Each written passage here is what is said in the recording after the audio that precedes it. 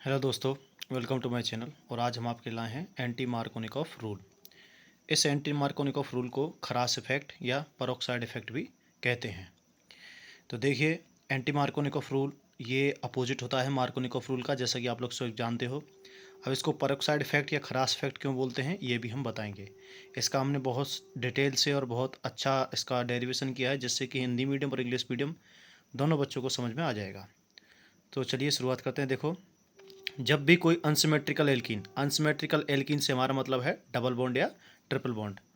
जब कोई unsymmetrical alkene किसी ऑर्गेनिक पेरोक्साइड यानी कि जिसके बीच में दो ऑक्सीजन लगे हों और उसके साइड बाय साइड कार्बन की चेन हो, तो जब भी कोई अनसिमेट्रिकल एल्कीन किसी पेरोक्साइड की इफेक्ट प्रेजेंस में रिएक्ट करते हैं, तब जो है यह मार्कोनिकॉफ रूल के अपोजिट काम करता है। तो मार्कोनिकॉफ रूल के अपोजिट काम करता है जब कोई पेरोक्साइड किसी अनसिमेट्रिकल एल्कीन के साथ जुड़ा होता है। अब ये मार्कोनिकॉफ रूल क्या होता है? तो देखिए, मार्कोनिकॉफ रूल ये कहता है कि भाई जब भी हमारा बॉन्ड टूटेगा किसी भी अनसिमेट्रिकल एल्कीन का जिनके बीच में डबल बॉन्ड है, जब ये डबल बॉन्ड टूटेगा तो डबल बॉन्ड टूटने के बाद रूल मार्कोनिकॉफ ये कहता है कि जो हमारा हाइड्रोजन है, हमारा जो हाइड्रोजन है यानी कि जो पॉजिटिव है, कोई भी हमारा जो पॉजिटिव है वो जाएगा वहाँ पर जहाँ पर मोर हाइड्रोजन होंगे। क्या होंगे? मोर हाइड्रोजन होंगे जिस कार्बन के पास, ध्यान रखना, डबल बॉन्ड टूटने के बाद, डबल बॉन्ड टूटने वाले कार्बनों के बीच में जिनमें इलेक्ट्रॉन्स की ज़रूरत पड़ेगी उसमें। ठीक है, तो एंटी मार्कोनिकॉफ इसका अपोजिट हो जाएगा। देखिए, इसका हम थोड़ा सा एक एग्जांपल ले लेते हैं जिससे आपको आसानी से समझ में आ जाएगा। देखिए, यहाँ पर है हमारे पास CH3 CH2 double CH double bond CH2, तो इसके बीच में डबल बॉन्ड है, तो ये डबल बॉन्ड ब्रेक डाउन हो जाएगा।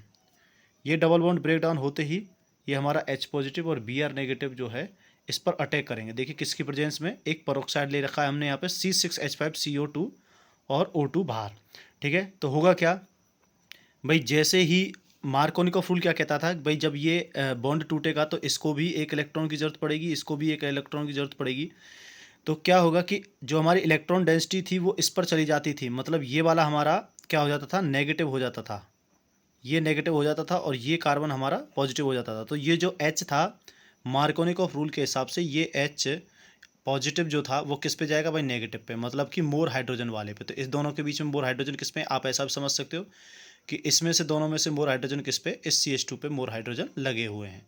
तो ये CH2 यहाँ जुड़ करके CH3 बन जाता। लेकिन हम यहाँ पर जो बात कर रहे हैं वो बात कर रहे हैं एंटी मार्कोनिकॉफ यानी कि अपोजिट ऑफ मार्कोनिकॉफ रूल। तो अपोजिट ऑफ मार्कोनिकॉफ रूल की बात करते हैं। तो अब की बार क्या होगा? जब ये बॉन्ड टूटेगा तो ये हाइड्रोजन हमारा ज़्यादा हाइड्रोजन वाले कार्बन के साथ जाता था, लेकिन अब नहीं जाएगा। अब ये किसको पकड़ेगा?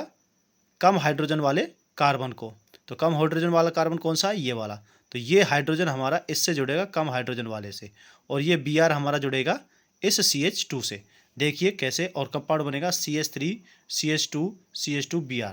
तो देखिए कैसे करेगा, तो इसका मैकेनिज्म भी हम आपको बता देते हैं।